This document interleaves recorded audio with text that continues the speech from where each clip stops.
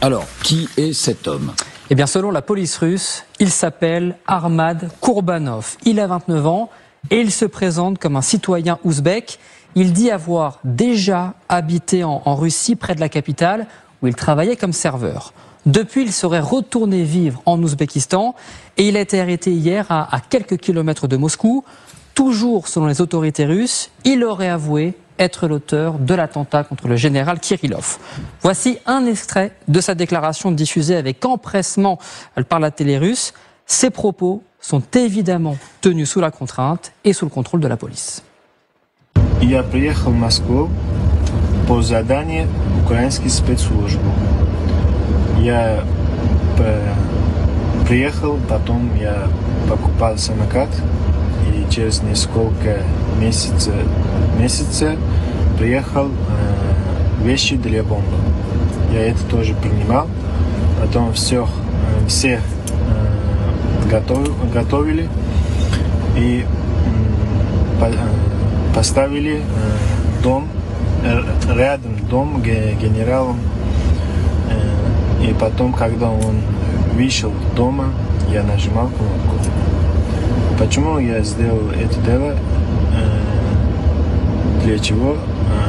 Мне предлагали $100 000 и европейский паспорт. Il explique donc avoir agi sur ordre des renseignements ukrainiens contre une somme d'argent.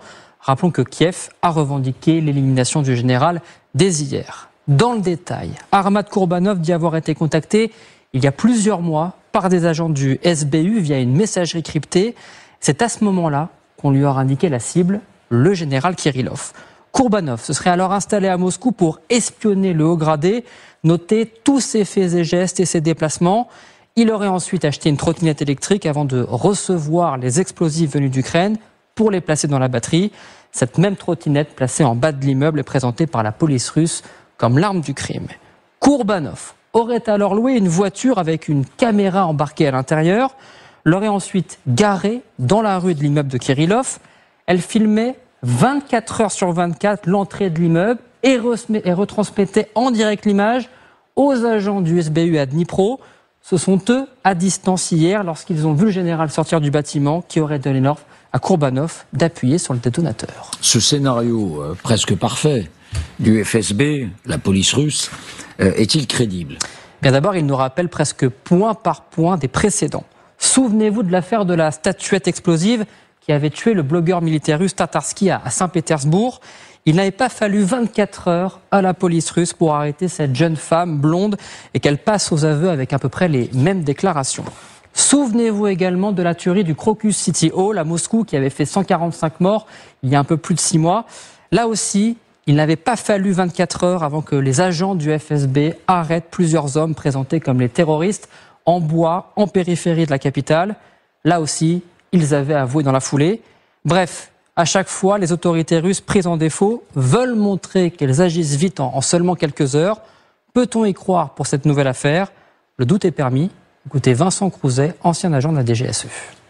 Je ne crois pas une seconde à la thèse de l'homme orchestre qui est capable de faire la reconnaissance à fin d'action, donc le repérage, qui est capable d'être artificiel, celui qui attend, qui est l'opérateur à vue, qui en plus filme la scène. Pour ce genre d'action, c'est une équipe dédiée, très spécialisée, expérimentée, aguerrie et surtout qui est exfiltrée dans les heures qui suivent. C'est une équipe de 6 à 10 personnes avec des cellules qui ont toutes des orientations très précises.